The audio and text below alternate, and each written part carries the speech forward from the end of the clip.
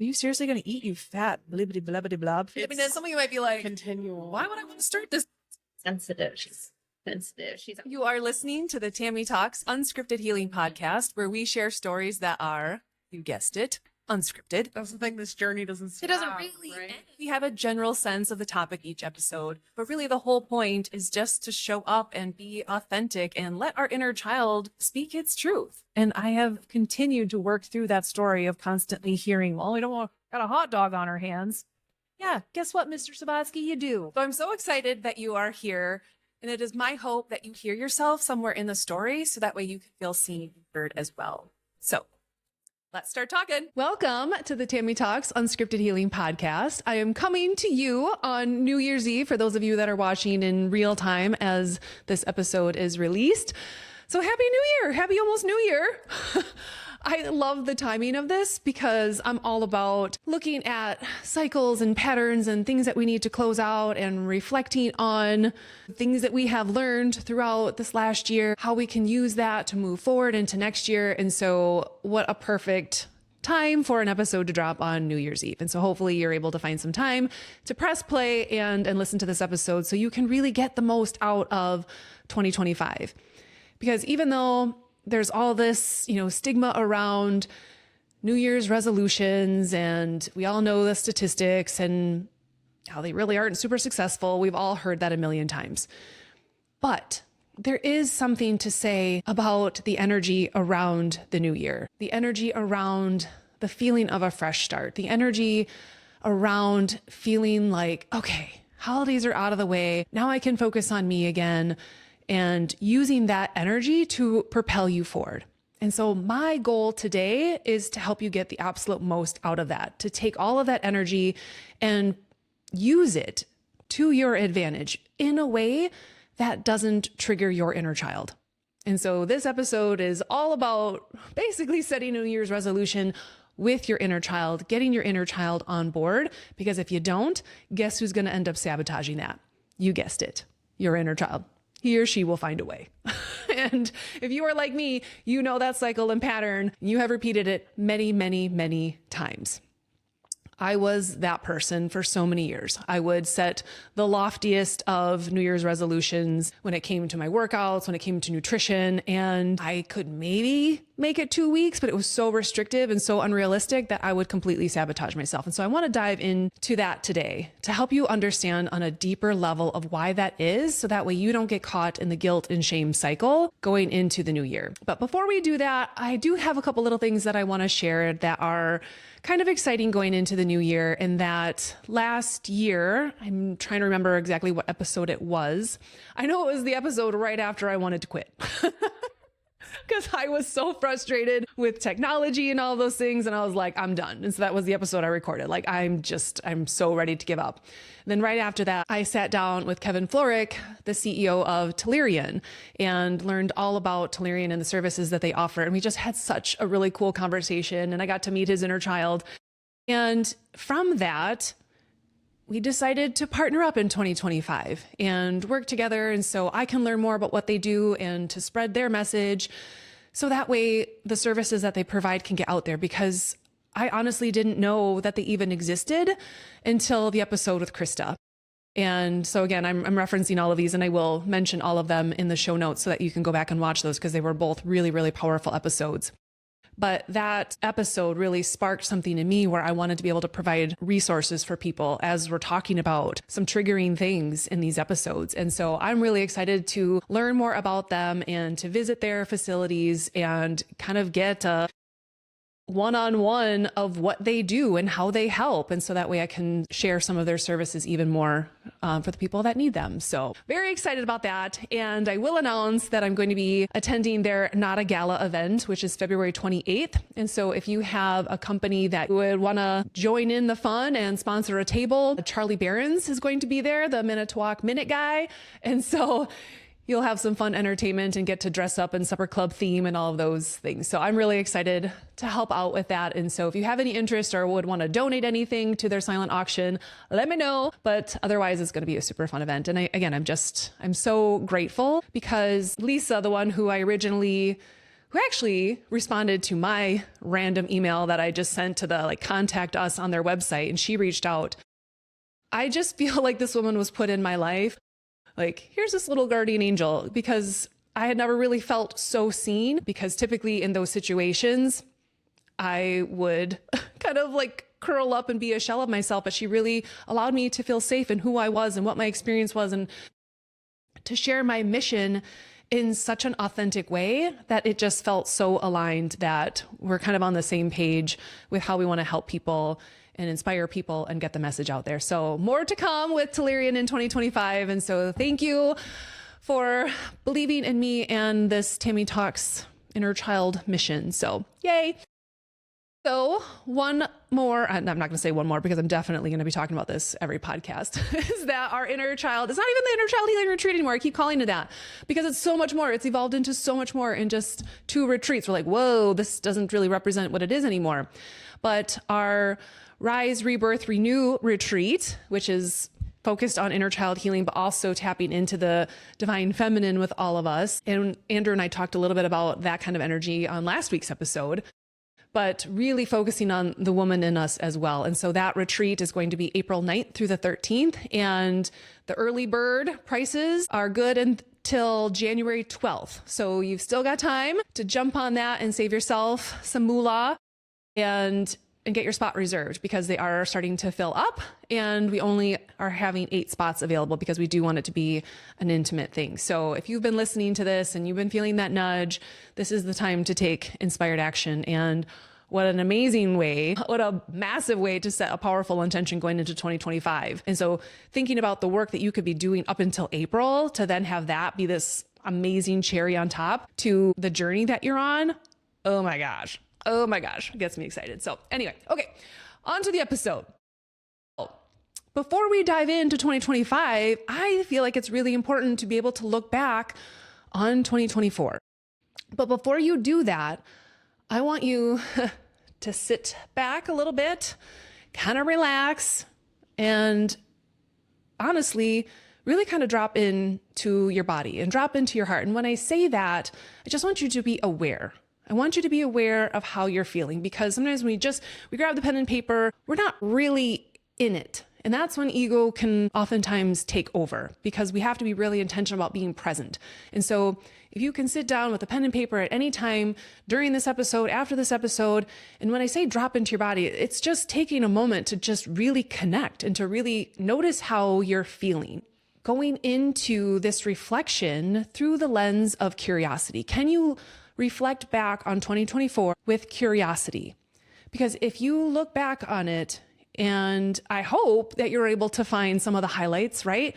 And I just had this whole thing happen to me around my birthday as I was reflecting on the year, and my ego wanted to tell me all of the things that I didn't accomplish, that didn't go my way. And it's really easy to focus on those things, right? You could have 1,000 positive reviews and you get one stinky review, and that's the one that you focus on, right? That happens all the time with people. And so I'm challenging you to flip that and to look at all of it kind of objectively, and to make sure that you're going through what are the things that I can also celebrate. And so when I was kind of having my moment of wow, 2024 sucked. This didn't happen and this didn't happen and this felt like shit. Wish I could redo this and not have done that and all that stuff. But then I went back, and again, if you follow me on social media, I take lots of pictures and videos. And so I went back and did a little recap from the age of 41 to see. And I was like, holy shit, I did a lot of really cool things in 2024. I hosted 2 retreats. I went to Mexico and did a photo shoot, and I launched Unscripted Healing, and I launched this podcast, and I was like, whoa. But in between that, there were so many moments of happiness and joy and playfulness that it's really easy to kind of get swept aside when you're focusing on the other things that maybe didn't go well or where you're not yet. And so it was really powerful for me to go back and do that and just see some of the little moments, even with my kids, that felt really special, that there was so much joy and laughter. And I would look back and wow, this year was actually pretty great. And it was an example to me that grief and joy can coexist.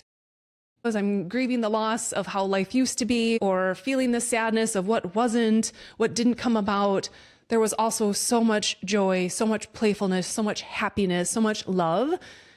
And it was really important for me to be able to see all of that and not just focus on the things that didn't go well. And so when you're looking back on 2024, make sure that you're noticing the highlights too, and create that little highlight reel, if you need to. But when you do go back and look at 2024 and you start to pick out the things like, gosh, my goal was to lose some weight, to be in the gym more, to start eating better, to, take more time for myself, to advance myself in my career, to put more money in the bank, whatever it was.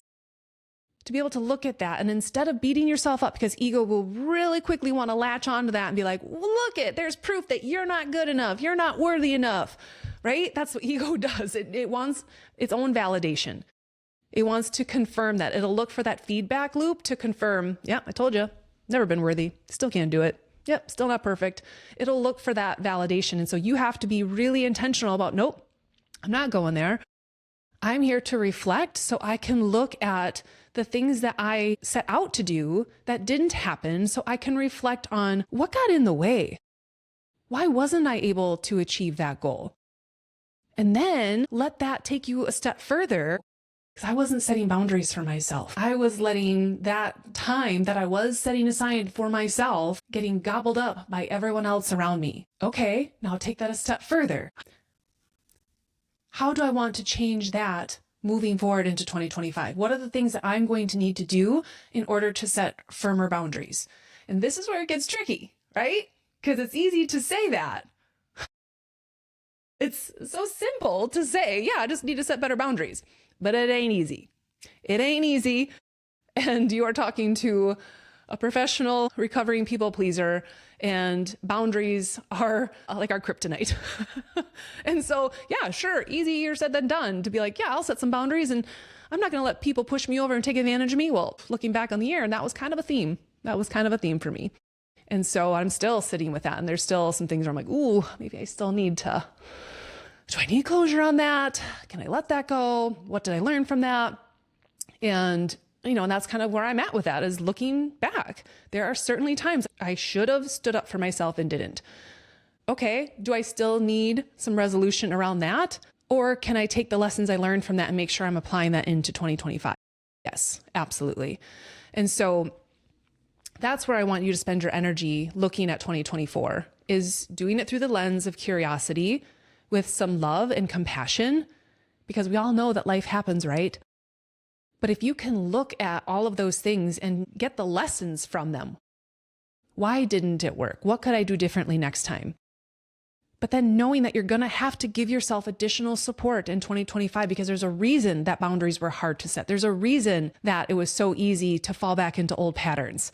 There's a reason that we self-sabotaged again. And that's where doing this deeper work is going to help you kind of bust through these patterns of setting resolutions every year and then looking back on the year. I'm like, wow, I'm exactly where I was last year. Like, that feeling sucks. Again, I've been there so many times. And that's why I wanted to do this episode from an inner child perspective, because I know that when it comes to the nutrition and the movement and all that stuff, like, it is not a knowledge problem for any of you. And if I were to just come and give you that meal plan and give you that workout plan, that's great. I know that you can follow that. I know that you have the knowledge to do those things. And I know that you have the initial motivation to do those things. But I also know that there are likely going to be triggers and barriers and obstacles and wounds along the way. And so I would like to take some of that energy that we're going to be allocating to your resolutions to be able to help with that. Like, let's have a game plan for the things that often trigger you. Let's look back on these last few years and try to pick apart what went wrong. And I don't even mean that as wrong. What was your inner child trying to show you?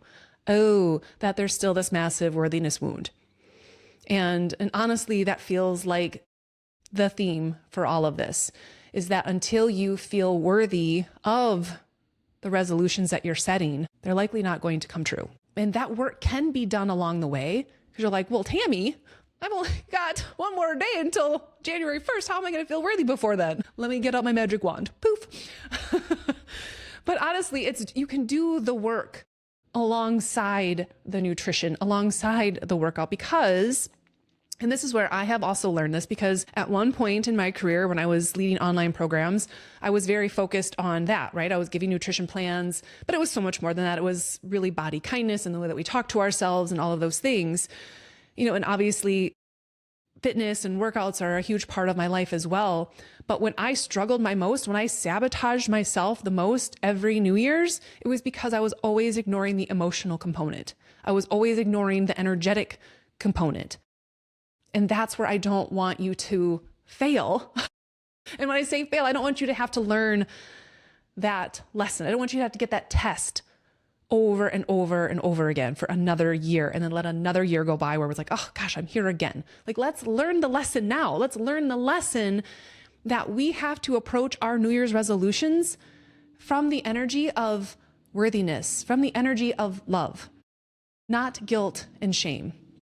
Because that's when your inner child is gonna be like, nope, you're not gonna guilt me into this. You're not gonna guilt me into those jeans that we couldn't fit into since we were 18 years old. You're not going to guilt me into that. You're not going to shame me into that. You're not going to restrict me into that. Your inner child will rebel. And so I want you to start to think of years past when we can start to see it differently. Like, take yourself out of it. Like, you're almost kind of watching a movie of yourself from last year or how many years ago, whatever. And you can start to see it as your inner child sitting there, maybe feeling triggered in that work meeting, and then your ego swooping in and saying like, whoa, that person completely talked over you, made you feel small. And so when you got home, you went to the pantry because you didn't want to feel, your ego didn't want your inner child to feel what it felt like to be overlooked again, to be dismissed again, to not feel seen again, because your inner child remembers that from your childhood when your sibling did that exact same thing to you and you felt like your parents never saw you. I know. I will take anything from present day and bring it right back because that's real. And I want to be able to help you get to that boom. Because when you can see it from there, you will meet your resolutions, the setbacks along the way with so much more grace and compassion and understanding, and know how to pivot, know how to get back on track. But if we're not aware of when ego is swooping in, when we feel triggered, I mean, you're at the mercy of willpower. And I don't know about you, but that only lasted so long. And this way, when you can start to see like, oh, and I will take you back. Let me back up a little bit because I know some of you, if you're just tuning in for the first time, welcome. For those of you that are my regular listeners, you're like, yeah, we know what ego is, Tami. But just as a little recap, when I say ego, I'm not talking about when people think of ego as like, oh, that person's got a big ego. They think they're the shit and they're the best in the world. It isn't that.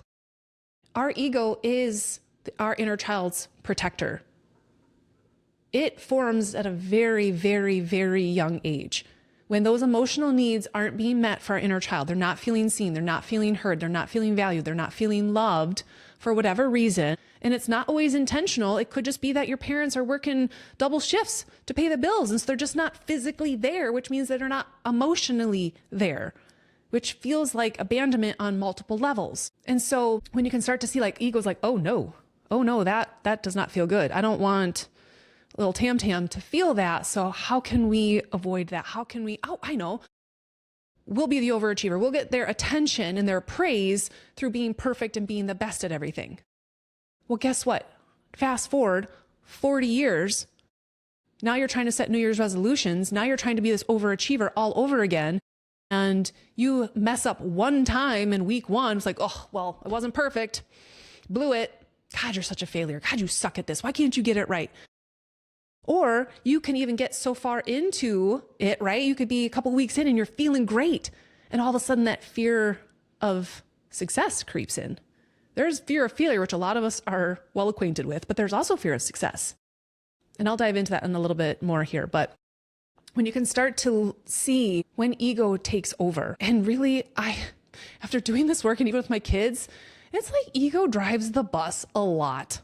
And we're not even aware of how often our ego is driving the bus. And so I'm encouraging all of you to pull over stop the bus, get everybody out, do an assessment of who's all on the bus.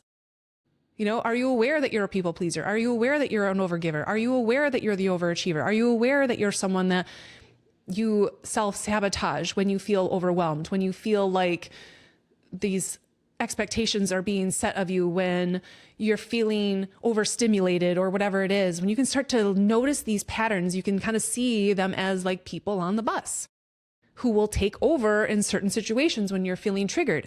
And when you can do that assessment, you can kind of pull everybody aside and be like, okay, I see all the roles. And when you guys came out to play in 2024, can we do this a little bit differently this time? Can I actually drive the bus? Because we have some goals that we want to set, right? But I don't need your fear of failure swooping in on week 2 when we're cruising right along and feeling good. So can we address that now? Can we start working on that now? That way when we're on the bus and that approaches, that moment comes, that we can be like, hey, I still got it. I still got my hands on the steering wheel. You stay back. You just nudge me. You just tap me on the shoulder. We can still do this. Rather than ego swooping in and taking over the wheel and going, and taking you down a path that you have been down many, many times of self-sabotage, a weight regain, or losing the promotion, or whatever it may be, overspending, you know, getting in arguments and spatting with a spouse or partner or whatever. Ego will do all kinds of things. But when you can start to, again, see yourself outside of your own story, like you're your own little characters in your play, you can start to see, oh my gosh, that actually wasn't me. I was feeling triggered in that moment. And that's why I went home and started to binge eat. Because I know, and you know that you know better, but when you're triggered, none of that matters. And trust me, I paid a lot of money to know better, having a master's degree in nutrition. That never stopped me from binge eating, ever. I sure as shit felt really guilty afterwards and then would pile it on. It's like, Tami, you should know better. Well, yeah, I do now, but I wasn't driving the bus when I was knee deep in God knows what. I have some select foods that are like, oh, those are your trigger foods, Tami. So now I can see that that's ego. And now I can work with that and be like, hey, we're not binge eating here. We're going to work through this. We're going to feel our feelings through this. And so you can really start to set yourself up when you can look at 2024 and see when ego swooped in and what it did, how it reacted, and what it was trying to protect your inner child from feeling or not feeling.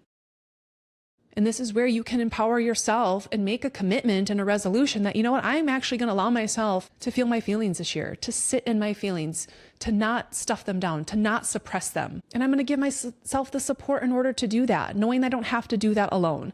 And maybe that's just listening to the podcast. Maybe that's reaching out and scheduling a session with me, or if you're seeing a therapist, or you have a close group of friends, or you have a community that you feel safe talking about some of this stuff with, like, do that, reach out. And that's a part of our resolutions too, is the support around it. But that could be an amazing goal, because again, that's usually the piece that's missing. And that's where, again, when I went through my rebrand, I swung the pendulum so far in that I'm not helping with nutrition and fitness unless you're willing to work on the stuff, because I can't ignore that anymore. And while that is still true, I have allowed the pendulum to swing back a little bit and find a more happy medium, because I also know, and I knew this then, I was just trying to control the order. And when I looked back at my story, I'm like, but that wasn't the order that you went through, Tami. It started with nutrition. It started with you wanting to feel better, and you started to feel worthy of feeling good. And then you started to shift your energy around your workouts, and that you were worthy of also feeling good in your workouts and not beating yourself up and all of those things. Like, I was worthy of seeing what me and my body were capable of and coming from it, from that energy, as opposed to using it as punishment. And then that worthiness started to creep into my career, and it started to creep into relationships. And yeah, did that change my entire life? Yes. And some of you are like, you're going to click off, stop, we're done here, because that's scary alone. But that's part of this, is you can set out with your resolutions. And this is where that fear of success can come in, because how far are you willing to go when you start to feel good? Your ego is going to creep in, be like, what happens when you start feeling good and you start having more confidence? You know, maybe you're going to draw more attention to you. Is that something that you're going to feel comfortable with? Or now does it add on this pressure where the fear of failure is also creeping in, because what if I regain this weight back? Well, I better sabotage it now, because if I keep going, then that's going to look even worse, and that's going to feel even worse, because now I'm falling from here instead of just here. So understanding that and looking at that, and sometimes that's where we only allow our healing to go so far, because if we kept going, that may require more change, because you start to realize how worthy you actually are and how much you've actually been settling. And that's a scary thing. And trust me, I put on the blinders for years about that. And I'm not saying that you setting a New Year's resolution means you're going to end up on my path. And hopefully you have people along your journey that are going to kind of heal along with you, or you're going to find those people along the way. But that can be a big thing. And it's one of those like really deep subconscious fears that we're not even aware of that could be sabotaging our goals. But you know, on the surface, like, I want to feel good. I want to lose some weight. I need to be able to move better. These aches and pains are not serving me, are not allowing me to live my best life. But that fear of failure is keeping you from even starting, because your ego is like, I can't have you failing at this. And again, this goes back to childhood stuff. So looking at that, was there that fear? Did you feel this pressure to have to be perfect, to have to perform, to have to achieve in order to receive any kind of attention or praise or what felt like love? But then understanding and recognizing, like, that's a story. And even if that felt like the only way that your parents loved you, it may be the only way that they knew how. But that doesn't mean that there wasn't the unconditional love, is that they might have had their own blocks and weren't able to show you in a way that felt unconditional. And so your ego told you that love was conditional and that you had to be perfect and that you had to look a certain way and you had to act a certain way in order to receive love. And that is not true. And those are old stories that we want to leave behind in 2024. Knowing that you are absolutely worthy of all of the things that you desire. I don't care how outrageous they are. I'm setting some massive goals for 2025. And now I actually feel worthy of them. Whereas I know that was a lot of the work I still had to do in 2024 was to feel worthy of the things I'm going after. And while I thought I had done a lot of work, apparently God's like, yeah, we're going to take you to the depths of every single wound you have. Like, okay, thanks, great. Whereas some of you might not need to go to that. Maybe that's not in your soul contract to go to the depths of that. And maybe where you end up on your healing journey, on your weight loss journey, whatever, is where you're meant to be, and you feel happy and joyful and content there. Awesome. That's your soul's path. That has not been mine. I'm trying to embrace it as I'm laughing through the pain. Truly, I mean, I wouldn't trade it for anything, but damn, it's been a journey. But it's one of those things where you have to be able to do this work, because God and the universe absolutely want to give you those things. But if you don't yet feel worthy of them, they can't just put them in your hands, because you're still holding on to all of the reasons why you're not worthy yet. Because I don't weigh 120 pounds, because I don't fit into these jeans yet, because I'm not in a relationship yet, or because I'm not this, I'm not that, I'm not whatever. And I was like, I just need you to feel worthy, and then I can fill your cup with those things. Can we go to work on that?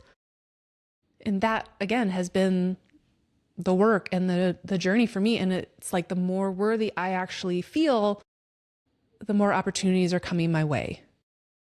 But if I'm not ready to receive those, there's a big old block there. And that block is me. That block is my ego. That block is childhood wounds. And so that's where I don't want to leave anyone hanging and just be like, hey, here's a meal plan. Here's a workout plan. Good luck. When I know that if you don't yet to the depths feel worthy of feeling good and having this life that you desire and going on the trips that you want or doing the activities that you want, it's only gonna be a matter of time. And so we have to go to work on worthiness. And that could be, starting in so many different ways. But when we think about it in terms of New Year's resolutions, if you can even write them down this way and saying, I am worthy of going to the gym 3 days a week. I am worthy of taking the time to grocery shop and meal prep every week. I am worthy of getting in that extra hour of sleep. I am worthy of taking that 20-minute walk during my workday. I am worthy of getting in the water I need so my body can support me. I am worthy of a healthy relationship. I am worthy of a partner who communicates. I am worthy of a job where I feel valued and respected. I'm worthy of making sure that I work my 8 hours and I leave work at work. How many of you needed to hear that? Right? But if you can even write down your resolutions in that tone, in that energy, that's a huge shift. Because if you're writing any of these down from the lens of guilt and shame and the energy of guilt and shame, again, your inner child will come in and be like, no. And it will cross its hands. And this is why sometimes it's like you can't even get started because your inner child knows, no, we're not starting in this energy anymore. We have done that for the last 20 years. We're done. When are we going to learn this lesson? And so sometimes when you feel like, gosh, why can't I get the motivation to get started? That's why. And I don't remember what episode it was. It was within the first 8, because that's when I was still working with the producer. But the title of it was, Your Inner Child is Sabotaging Your Weight Loss. And so if weight loss is one of your goals, one of your resolutions for 2025, please go back and watch that episode. I talk a lot more. The whole episode is dedicated to that and why your inner child is like, no, F you, I'm not budging the scale until you feel worthy in the weight that we are, and the clothes that we are, and the shape that we are right now. Own it. Love me for what we have been through, and then we can talk. And that's really kind of why I want you to look at 2024 with love and compassion and curiosity, so you can approach 2025 in a much different energy. It's all about your energy around your resolutions, around your goals. Why do you want to achieve them? Are you doing it because you don't feel good enough in your current state? Are you doing it because you feel worthy of those things? Very different energy. And energy is everything. It will dictate everything because it allows, the way that you come at it is the way your inner child feels. No kid wants to be guilted into having to do something. I'm a parent of 2. I know this well. Whereas if I approach them with a new idea or a new goal in an excited energy, and this could be fun energy, in a playful energy, much different receptivity from them, much more positive outcome. And we know that. You think about kids, bring this back to that kid level in how kids respond. And so if I'm thinking of like step 1, New Year's resolution, step 1, it's just connecting with your inner child. And if you have a hard time like envisioning your inner child sitting next to you, maybe get a picture out and set it there as you're writing down your resolutions. Because if it doesn't feel good to write it down as you're staring down at that picture, and Jess mentioned this on our retreat episode, is now she has a picture of her inner child on her bathroom mirror. And she's doing things now of asking this question, like, am I going to make you proud today? So you can ask, like, does that resolution, does that feel good to you? Does that feel like a goal that we're setting out of love and that we can work on together? And the example from Amanda's episode, the Try for Schools episode, where she was running an Ironman, and before she was letting ego run that race for her and, did not have a great experience. Whereas when she did this work, set her ego aside and said, I just want to go out there and just have fun, just to run this with no expectations. She ran that with her inner child and had her best time ever. I'm not saying like just most joyful time, like her literal best racing time. And that's the difference. If you can set these resolutions with your inner child and your inner child feels a part of it and is excited about it and doesn't feel like it's getting punished or restricted or ignored, totally different experience. Totally different experience because it's totally different energy. Because again, when we think about when we are connecting with your inner child, when we think about if we're constantly like putting our finger in her face and like, well, you're not good enough, you're too fat, you can't fit into those clothes, you're not getting good grades, you don't have any friends, right? Doesn't it feel awful? Like I just feel awful even saying that. My energy is just like, ew, no. You would never say that to a kid. And I hope that you don't. And so when you think about that, like, why would we come at ourselves in that energy? Because your inner child is hearing that. And your inner child wants to feel loved no matter what size you are, no matter what shape you are, no matter how much money you have in the bank, no matter what car you drive, no matter how many friends you have, it wants to feel worthy from you. And I had done a little Facebook post and kind of asked if people had things that they wanted me to talk about. And someone talked about validation.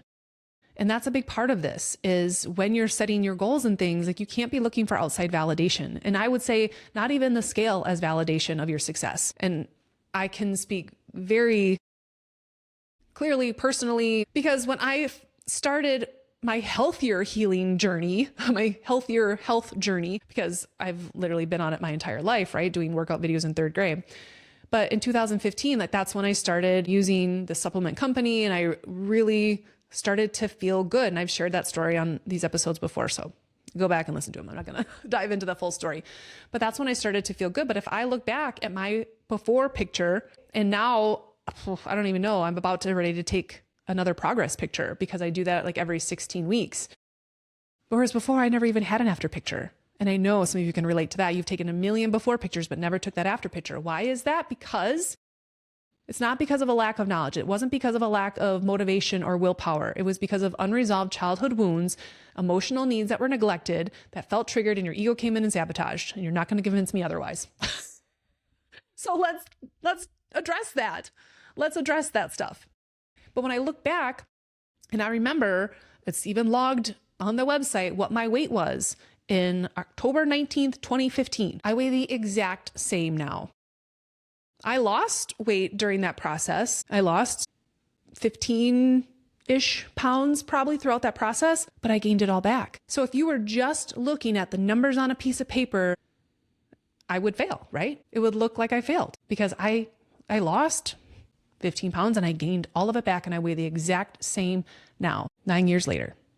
Oh, what a failure, Tami. Well, if you have seen any of my pictures, you know that that's not true. Like I completely changed my body composition and I put 15 pounds of muscle on. So if you're only using the number on the scale as your indicator of progress or validation that you're doing the work, that's not going to be a true indicator of your progress and your success. You're going to have to find other parameters. You're going to have to create another list of things. And I encourage you to create a list of things like, okay, how do I feel every day? And Andrew last week talked about joy and rating joy. I was like, oh my gosh, I'm totally stealing this, but not officially stealing this. I'm just going to talk about it all the time like it's mine. I loved it so much. I'm like, oh my gosh, to rate joy, how joyful we felt throughout the day. Oh, to me, that means so much more than tracking your workouts and tracking your food or any of that kind of stuff. If we were to track joy, that is going to lead you to success, because if you can continue to bring in joy, even though you're making some changes to your diet, you're making some changes to your movement or your schedule or whatever it is, if you still incorporate joy, your inner child will be on board.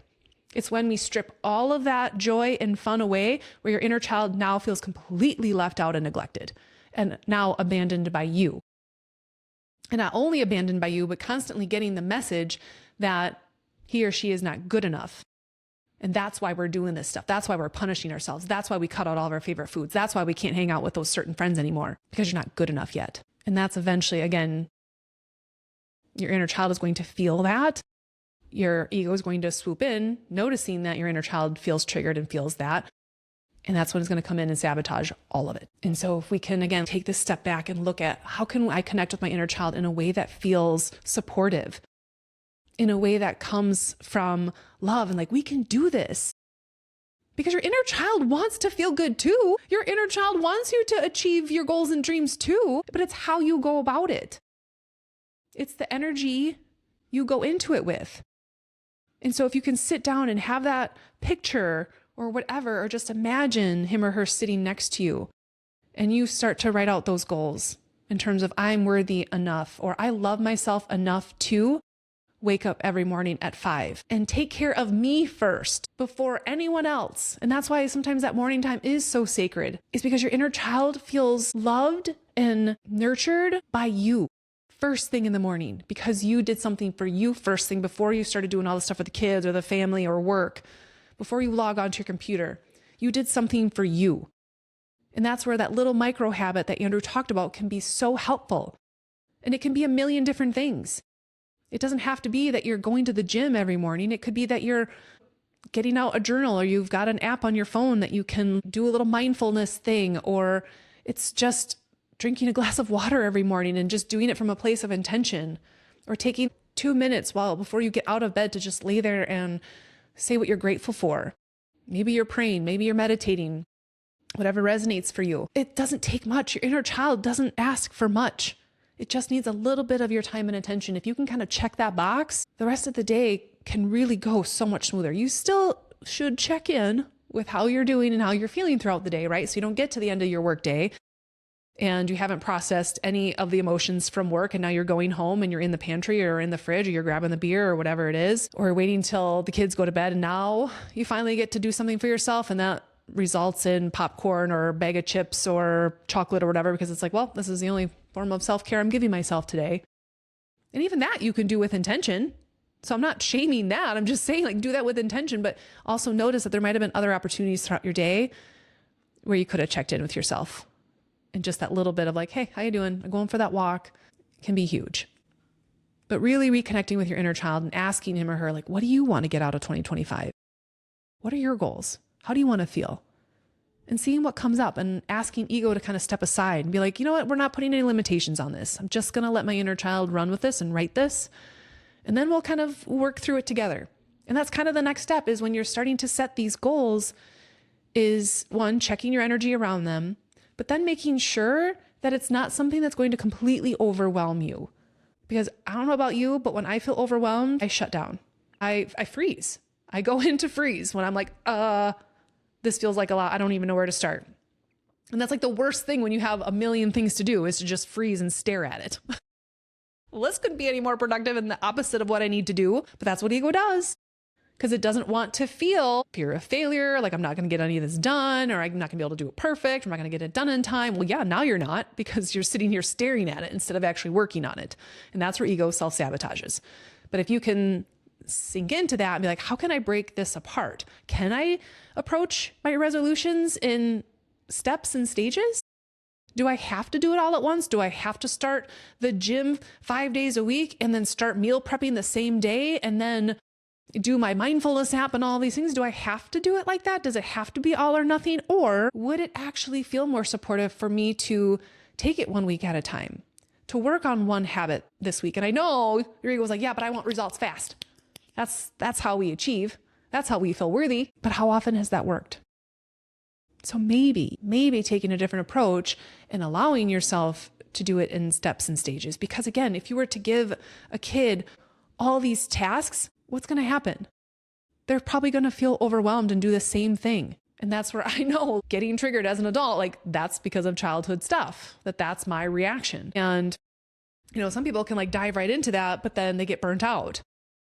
And there's no sustainability in that, because you're like balls to the wall and then just boom, you just completely burnt out about it.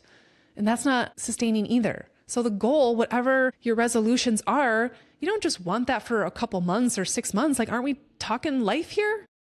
People ask me at the gym, like, what are you training for? I'm like, life? I don't have a fitness goal. I work hard because it feels good, and I like to challenge myself, and I need to expel that energy. I need to clear my energy. And so reaching a certain threshold and intensity helps me do that. But I don't have a fitness goal. Actually, someone literally asked me that today, and I was like, ooh, I'm not training for anything. I don't have a fitness goal.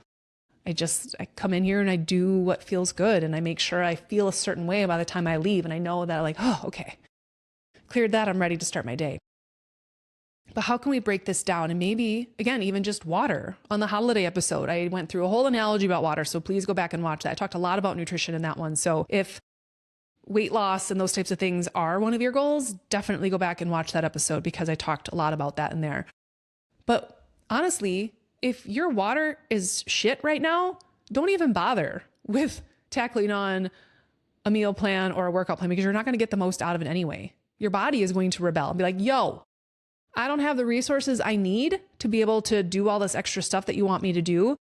Just like if someone took away your computer at work, how efficient are you when they take away your main resource and still expect you to perform at 100%? Now bonus, because now you're requiring more. Now you're going to the gym more. And your body's like, not until I get my water. So your results will be completely slowed down if you're not getting enough water. Because think about it. It's like, now it's like, just feel like sludge, but yet you're trying to get out of bed to go work out, but then you don't, because you feel really tired. So you're beating yourself up because you didn't get to the gym, but you didn't get to the gym because you were so tired. But really the reason you were so tired was because you didn't get any water. Oh, see how it's going to make everything easier? And same thing. Oftentimes, if we're not getting enough water, we think that we're hungry when actually we're thirsty. And so it's a whole thing. So if you're not at your water goal yet, that could be it. Let that be the goal for January, because I guarantee you everything else will get easier when you've got that one nailed down. Everything else will get easier, truly. But even then, like, okay, maybe I don't need to meal prep 7 days a week. Where can I build in some freedom and flexibility? And this is another part of these steps is where can I build in some freedom and some flexibility and some fun?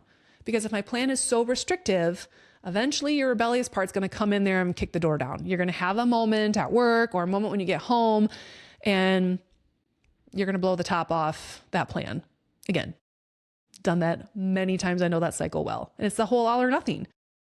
It's because that restricted part is running the show for so long, but that rebellious part is like, this sucks. This is no fun. And really, all the while, your inner child is feeling that too. Your inner child, what kid, some of you I know that are listening, were put on diets as a kid. You remember what it was like to feel restricted. You remember what it felt like to have to eat differently than your friends. And that can be something that you've continued to trigger that wound into your adult life every single time that you have gone on to some sort of plan. And guess what? That comes from not feeling good enough, worthy enough. Well, I couldn't eat like everybody else. I wasn't good enough.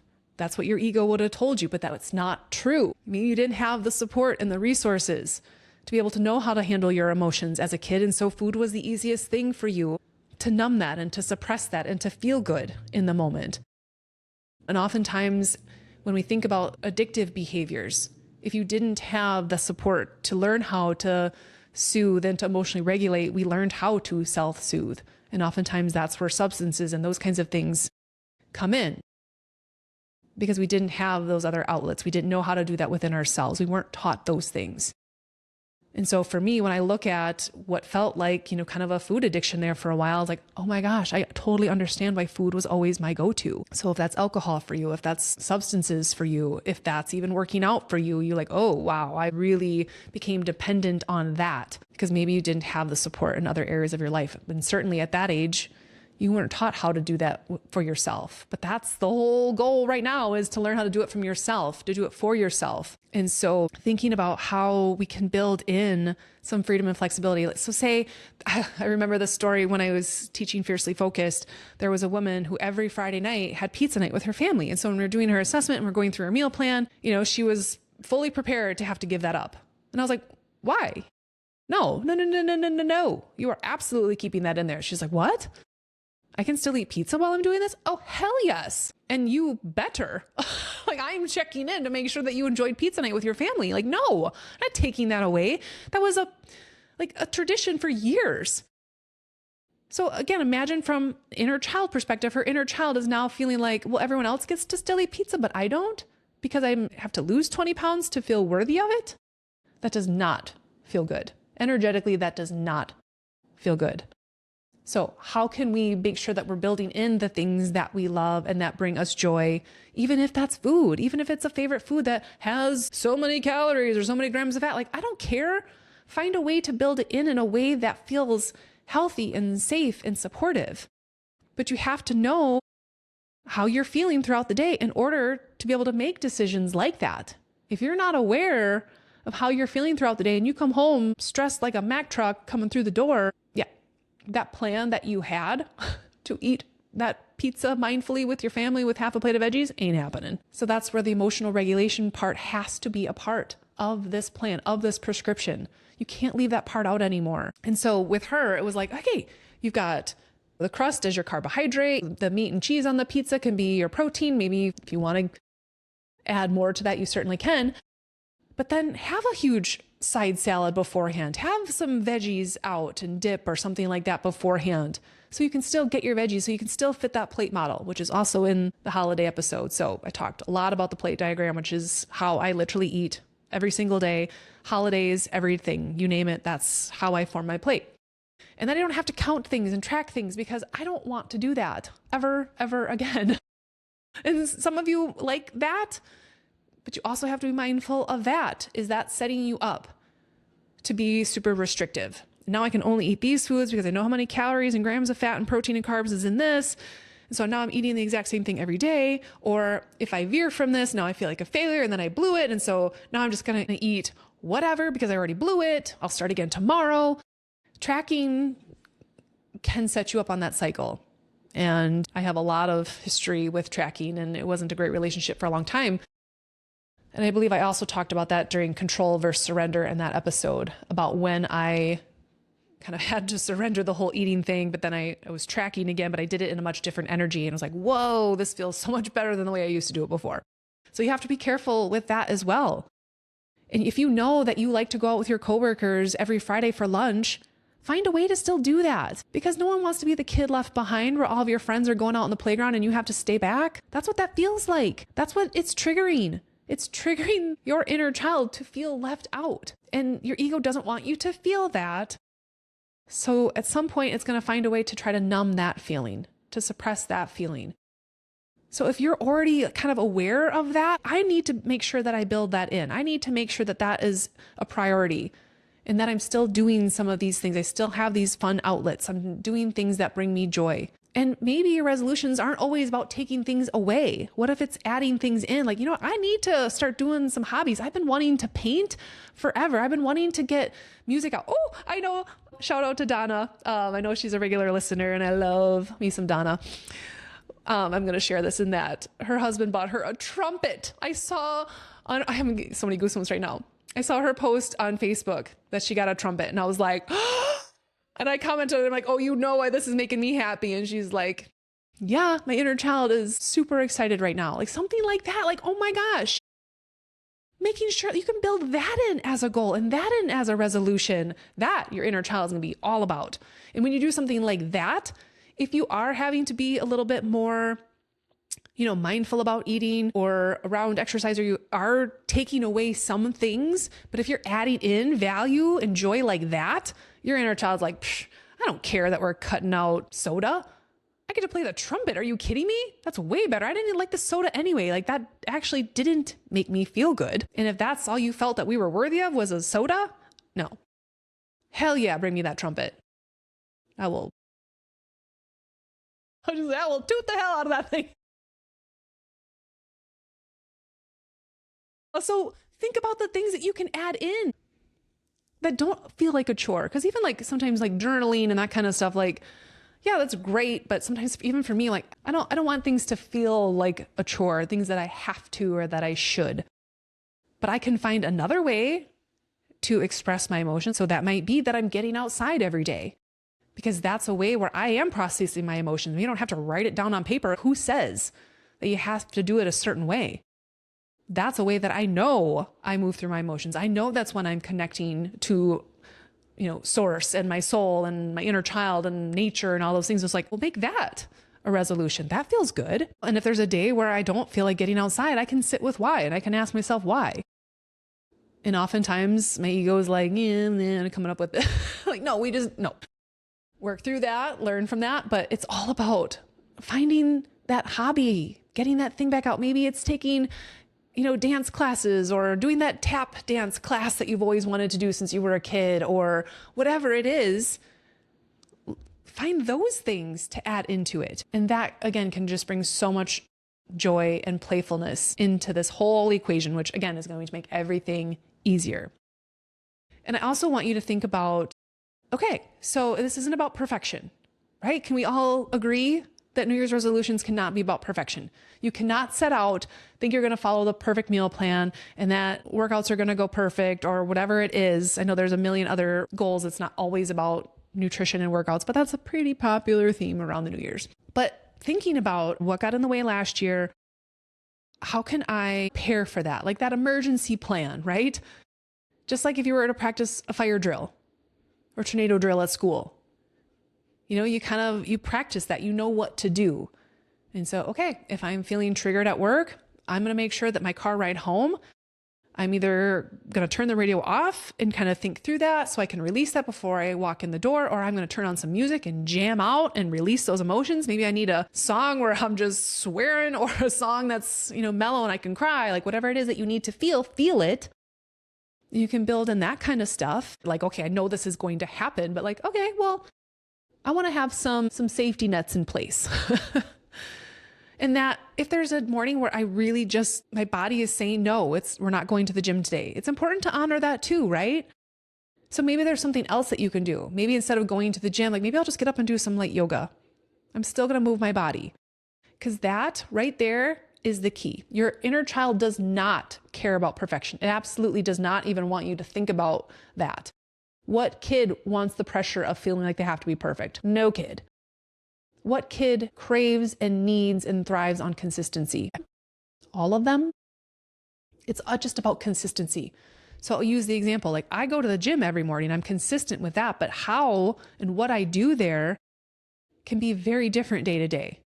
Some mornings I feel great and I'm going to lift heavy. Other days I'm like, I'm going to focus on higher reps or tempo, but I'm still going there. I'm still doing that for myself. And that's a way that I reparent my inner child, is that I'm consistently showing up. I'm consistently getting in my water. I'm consistently getting in my shakes. I'm consistently getting in my meals. I show up that way for my inner child, because those are very important ways to reparent, right? So you can absolutely do those things, but not forgetting about the emotional component, the wounds that are still there, the things that may trigger you along the way. Because if you are addressing that part, the nutrition and the workout stuff will just become so much easier, and you'll be able to navigate those little setbacks instead of them completely knocking you off track to the point of no return. They don't need to be like that. You can use all of those setbacks. I always think of it as the bow and arrow. Is when those things happen, you have to see it as like you're pulling, you feel like you're stepping back. No, you're just pulling the arrow back. You're getting some tension on that, right? Because now you're kind of pissed. Like, God dang it, I was feeling so good and I can't believe I'm back here again. Use that energy. Don't just let the arrow drop. Don't just quit. You quit, the arrow falls and you're standing in the same place. But if you use that tension, if you use that energy, so again, use that energy from 2024. You've reflected on it, and now it's like, you know what? I want to achieve those things in 2025. I'm going to use that energy. I'm going to use that tension, that frustration that I have.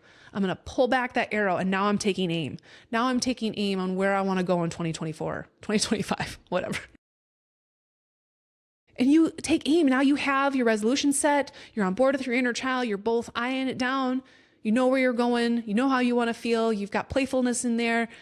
And when you let that go, you're going to fly so much further ahead. So let it launch you forward. And every time you have a little setback, think of that analogy like, ooh, okay, this feels like a little setback, but how can I use this to propel me forward? And that has basically been the theme of my life for the last few years. Is like every little setback is like, okay, how can I use this? And every time I do, every time something like that happens, I reflect on it, I learn from it, and I use it to propel me forward. Sometimes does it feel like I'm doing the cha-cha and it's like 2 steps back, 1 step forward? Yeah, sometimes it does. But I know at the end of the day, I'm so much further ahead than where I was at this time last year. I'm so much further ahead than where I was this time in 2022 and 2021 and 2020. Holy shit. Because every little time I had a setback, I applied that philosophy. I applied that energy to it. I didn't stay stuck. I didn't drop the arrow. And so if you can go into your resolutions thinking like that too, like, okay, when those things happen, I'm picking that arrow back up. I'm using that tension. I'm taking aim. I'm getting clear. What got in the way? What could I do differently next time? How am I going to show up? Boom, nail it. And I know that can happen because that has happened to me. And that's kind of how I'm living most of my life. And there are certainly still areas of my life where I'm fumbling with that arrow and like, ah, and I'm still one of the people that are in that inner circle that are like, yeah, we know, Tami. There's still areas. I'm still a work in progress too. And it came in stages and steps for me, just like it can for you. So it didn't all happen one magical January when I flipped the calendar that all of a sudden my nutrition and workouts and healing was all just poof. It had to happen in those stages and layers. But I know when you're doing this deeper work, you can accelerate that process. It doesn't have to be strung out in a 7-8 year process like it was for me, because I didn't know about inner child work then. I didn't know about childhood wounds at the beginning and all of that. I just learned that a few years ago. But man, when I learned that, that's when my life changed, like really, really changed for the better. Was it painful? Yes. But was it for the better? Yes. The other thing that I wanted to talk about as well was support, is gathering the support around you. Because as much as we want to feel like everyone in our life is going to be like you, rah, rah, you go, you make those health changes, you get to the gym. Unfortunately, that isn't always the case for people. And we might have the best of intentions. We're not going to sabotage ourselves. But then you have your family, you have your friends, you have your coworkers who have their own stuff, who have their own wounds, whose ego is now going to project onto you because they see you making these changes. And their inner child is like, why can't my adult do that for me? And it kind of feels left out. Like, why am I not worthy enough to do what Tami's doing? Why am I not worthy enough to wake up and go to the gym? Why am I not worthy enough to meal plan? That's what's happening in that other person. But their ego is like, oh, we're not feeling that. You know what we're going to do? We're going to deflect. We're going to deflect, make a joke about them being obsessed or, oh, what are you getting ready for? You got to lose weight to whatever, we all know the jokes, the comments, the passive aggressive things, the jabs. I don't have to give you a million of examples. You can probably come up with your own. But that is their own stuff. And that is their ego projecting onto you because they see you doing something that deep down they wish they could do themselves. And they could if they also became aware and started to do some of this work. But not everyone wants that mirror held up to them. And that's where you have to create your own boundaries. Great segue, Tami. Let's talk boundaries here real quick before we wrap up. And that really does come with support, is you're going to have to build some boundaries around that. And I'm not talking just about time boundaries. You want that morning time for your workouts, you better let everyone in your house know, like, hey, this is my time, whether you're going to a gym, whether you're working out in the basement, this is mom's time. And my kids know that, like they know and respect that this is the time that I am taking care of myself so I can actually show up better for you. That's real. They know that. And they see the way that, like, okay, it's time to grocery shop. They know that I meal prep. They can be a part of that, but this is a part of how I take care of myself. And there are boundaries around those things. And there are times when I have to set energetic boundaries around my day and how I feel. And that's why I'm really protective of my morning routine, is because that's when I'm really clearing my energy for the day. I'm setting the tone for my day. I'm getting myself empowered for my day. And so I'm really, really protective of that morning time because of how it sets me up for the rest of my day. When I don't do that, I'm not showing up as my best self, and I know it. And I just feel in a funk all day, not just physically. It's more so energetically, because I'm just like, I just need to get some of that out, because I carry a lot of energy and I need a way to move that. And that requires me to move. So if I'm not doing that, it just feels So I have to set boundaries around that. And again, thinking about time boundaries, but also emotional boundaries. How do you need someone to support you emotionally? Because you might need to feel, you do need to feel seen and heard. And when something goes well and you maybe have lost a few pounds, like sometimes you want to tell someone that, you want to express that energy to someone. But if you feel like, well, I can't tell them that because I know how they're going to react. Well, you need to find people that are going to cheer you on, that are going to be like, go girl, you do you. But not everyone, again, is going to be happy about that, because deep down, there is fear of change in a lot of us. If you go changing, you might leave me. And actually, Andrew and I talked about that when he was like doing some entrepreneurial stuff, and his wife really wasn't on board with that, because subconsciously, deep down, you make these changes and you grow and you heal. Then what happens? Well, if you're not growing together, you're growing apart. And so that can be another thing with spouses and partners or friendships. If you're doing different things, sometimes you start to kind of vibrate out of that. Like, think of yourselves on these channels. You're on a different channel now. So it's hard to kind of relate all of a sudden. You're not speaking the same language anymore. It's not that it's better or worse. It's just you're on a different channel. So you're on Discovery and they're on, Disney or whatever it is. And so it's important to find people that you can connect with that are on the same channel. And that's why, again, being in that gym environment, we're kind of vibing on the same frequency. Everyone's there kind of feeling good, working on themselves. And I vibe in that energy. And so I want to be around that. And so it's important to make sure that you're building that around you. But there's also going to be times and situations where you can't, just put yourself in this bubble and completely isolate yourself during this time either. And that's the case. And you know that you have people in your energy that drain you. And again, this is where it's so simple, but it's not easy, because it's simple to say, this is how I need you to support me. But if you have a blocked throat chakra because you were told, not to speak up as a kid and your needs didn't matter. It's gonna be really hard to communicate that to your partner that, hey, when you say this, it actually doesn't motivate me. It actually makes me feel worse about myself. Yes, I want you to encourage me and motivate me when I need to go to the gym. But when you say it this way, in this tone, it doesn't help. It actually makes me feel worse. And you might need to give them the script. As much as I promote unscripted living and life on this podcast, that might need to be scripted. You might literally need to say to them, if you see me doing this, say that. And make sure that you're not giving them the script to then be a bully. You don't need another bully. Your ego will do that for you. No, you need them to come from a supportive place. Like, hey, you had mentioned that if you weren't going to the gym for a couple of days, to just check in with you and see how things are going and how could I help? Is there something that I can do to help create that time and space for you? Wow, what a different conversation that could be, right?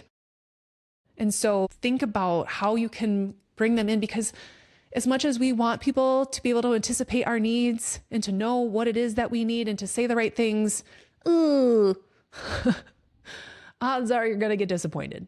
Because they got their own stuff and the way that they were supported. And I remember working with a couple, and I think I talked about this on one of those very early episodes as well, was the husband and wife, very different motivations. She loved tough love. That worked great for her. Did not work great for her husband, but she was trying to motivate him through the way that she feels motivated.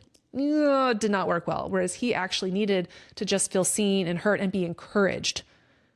So mismatch there. But once you can understand that and know that about each other, whoa, so much different. And so if you are coming up on that, whether it's with spouses and you want to do a session with you and your spouse or your partner, I would love to do that. That's so fun to be able to hear both of your stories in individual sessions and then bring you two together to be like, hey, this is what's going on here. This is where there's a disconnect. This is where there's miscommunication. You react this way because of your childhood stuff. You react this way because of your childhood stuff. If you can both see that differently, it's like, whoa, conversation completely changes. So keep that in mind as a tool in your back pocket, is that I would love to be able to help do that and help you connect some of those dots so you can create a supportive environment around you.